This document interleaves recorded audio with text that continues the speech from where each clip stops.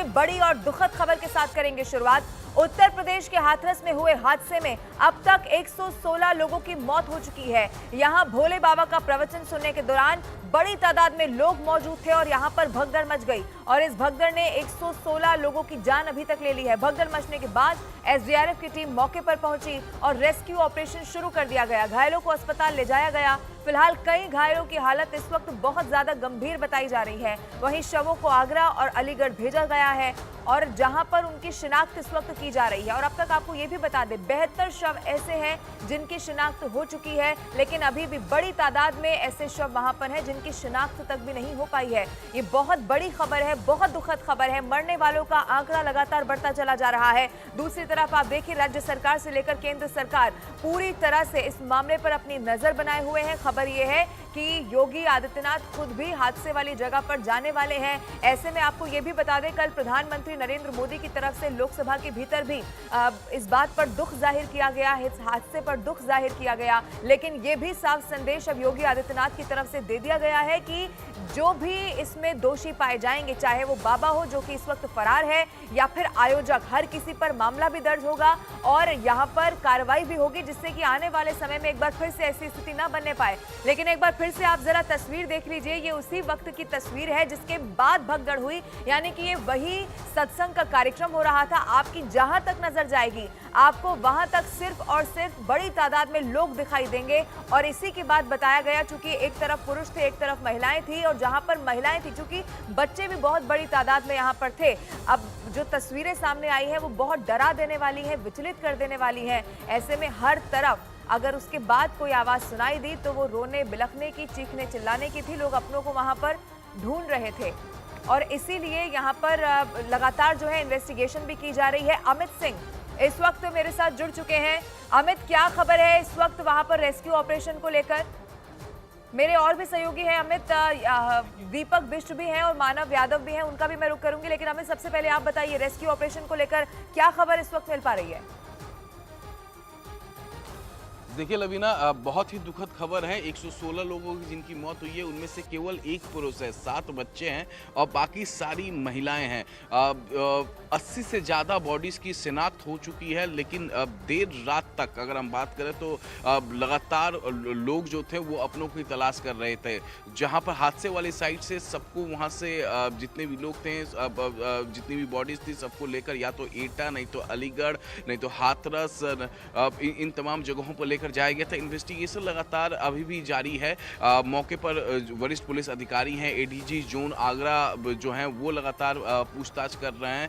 और इसके अलावा मुख्यमंत्री योगी आदित्यनाथ ने 3 मंत्रियों को हाथरस भेजा था, उसमें से असीम अरुण लगातार मॉर्चरी से लेकर जहां पर घायल हैं लोग, श्रद्धालु वहां पर पहुंचे थे, वहां पर लोगों से बातचीत कर रहे थे, किसको क्या तकलीफ है, किसकी शिनाख्त हो पाई है, किसकी नहीं हो पाई है। तो वो लगातार बातचीत का दौर जारी है। तो दूसरी तरफ अगर बाबा की हम कुंडली, भोले बाबा की कुंडली की बात करें तो भोले बाबा पर अभी तक फिलहाल यौन शोषण के अलावा 5 धाराओं में, मुख्य गंभीर धाराओं में उनके खिलाफ मुकदमा दर्ज है। 28 साल पहले वो head constable, Uttar Pradesh police में ही हेड कांस्टेबल के पोस्ट पर तैनात थे, लेकिन पुलिस के दौरान ही, नौकरी के दौरान ही यौन शोषण का आरोप लगा। फिर उन्हें पुलिस से बर्खास्त कर दिया गया, नौकरी से बर्खास्त कर दिया गया, जिसके बाद वो अपना नाम बदलकर बाबा बन गए। और स्थिति उनकी कई तस्वीरें निकलकर सामने आई है, फर्रुखाबाद और तमाम जगहों पर किस तरीके से वो अपना सत्संग करते हैं। कई जगहों तो बिना पुलिस के परमिशन के, बिना प्रशासन के परमिशन के ऐसी जानकारी आ रही है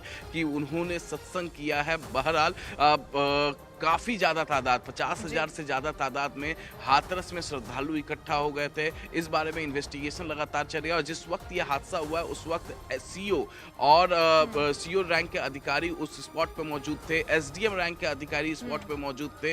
हादसे के दौरान जाहिर तौर पे जो एफआईआर लिखी जाएगी वो सीओ और एसडीएम के हवाले से ही लिखी जाएगी। और इस बात का अंदाजा इससे भी लगाया जा सकता है कि दोषियों पर सख्त कार्रवाई होगी और ये सीधा यहाँ पर मैसेज देने की कोशिश भी की गई है योगी आदित्यनाथ की तरफ से और कड़े निर्देश भी जारी कर दिए गए हैं। दीपक मानव, आप बने रहिए मेरे साथ, मैं लौटूंगी आपके पास। लेकिन इसी से जुड़ी हुई एक और अहम खबर दर्शकों को बता दूं, हाथरस में सत्संग के दौरान हुए हादसे के बाद से बाबा की तलाश अब लगातार जारी है। पुलिस की कई ऐसी टीमें हैं जो बाबा की तलाश में जुटी हुई हैं। हाथरस से लेकर मैनपुरी तक नारायण, साकार, हरि की तलाश में इस वक्त पुलिस जुटी हुई है। मैनपुरी में भी पुलिस की टीम ने बाबा के आश्रम में तलाशी ली है, लेकिन बाबा वहां पर नहीं मिले हैं। एक तरफ पुलिस की टीम मैनपुरी में आश्रम के अंदर तलाशी अभियान चला रही थी, वहीं आश्रम के बाहर पूरी पुलिस फोर्स तैनात थी। फिलहाल मैनपुरी और हाथरस के आसपास के जिलों में बाबा की तलाश की जा रही है। वहीं आगरा में भी भोले बाबा के एक घर का पता चल गया है और ये घर करीब 10 साल से बंद पड़ा है। जितने भी ठिकाने अब सामने आते जा रहे हैं वहां पर कोशिश की जा रही है कि कहीं तो ये बाबा छिपा हुआ होगा जिससे इसे पकड़ लिया जाए। दीपक और मानव मेरे साथ लगातार मौजूद है। दीपक, देखिए ये बहुत बड़ी खबर है। अब ऐसे में ये भी समझना होगा कि जो बाबा की कुंडली निकल कर सामने आई है तो विवादों से बहुत पुराना नाता इस बाबा का रहा है। इस वक्त वो कहाँ है, कितनी जल्दी पुलिस की पकड़ में आएगा ये कोई नहीं जानता, लेकिन अलग अलग जगहों पर छापेमारी इस वक्त की जा रही है। लेकिन अभी भी बहुत सारे ऐसे लोग हैं जिनकी शिनाख्त तक नहीं हो पाई है। कासगंज से क्या अपडेट है आपके पास, क्योंकि लगातार लोगों की शिनाख्त करने की वहां पर भी कोशिश की जा रही है? दीपक,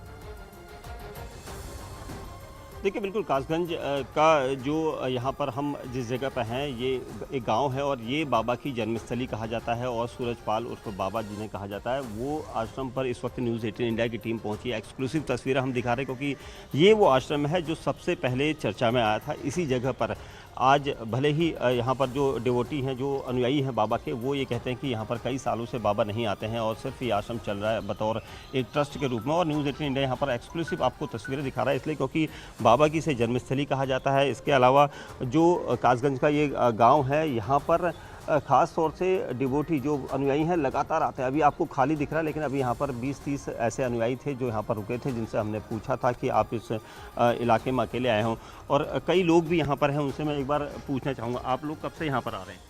यहाँ पर आते जाते रहते हैं, जो महापुरुष जो आते हैं मत्था टेकते हैं चले जाते हैं। अच्छा, यहाँ पर कोई कुछ नहीं है, खाली हाथ जोड़े और चले जाते हैं। सूरजपाल बाबा को भी आप मिले हैं? वो तो बहुत पहले आते थे, अब नहीं आते। कितने साल से यहाँ पर नहीं आ रहे? 10-12 साल हो गई। ये तो उनकी जन्मस्थली वाला आश्रम है, बिल्कुल हाँ, सबसे हाँ, पहला आश्रम यही है। हाँ जी। तो इस आश्रम में आप क्यों नहीं आते हैं? वो तो वो जाने, हम क्या जाने। आपको पता है कल क्या हुआ है वहाँ पर हाथरस में? नहीं, हमें क्या मालूम। आपको हाथरस की जानकारी नहीं है? नहीं, हमें नहीं मालूम। किसी ने भी नहीं बताया आश्रम में? नहीं, हमें कौन बताएगा।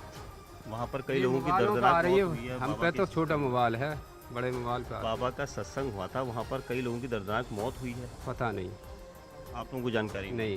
देखिए आश्रम के लोगों को जानकारी नहीं है, लेकिन ये बताइए कि ये जन्मस्थली है, कितने बड़े एरिया में ये पूरा आश्रम? ये आपको दिख रहा है, ये है और ये सामने दिख रहा है। जब बाबा यहाँ सत्संग करने नहीं आते तो कौन आता है यहाँ पर? यहाँ पर जो आते हैं, जो महापुरुष इनकी जो श्रद्धालु हैं वो मत्था टेकने आते हैं। बाहर मतलब ताले लगे रहते हैं, बाहर से ही मत्था टेक के चले जाते हैं। और बाबा कभी नहीं आते? नहीं। बाबा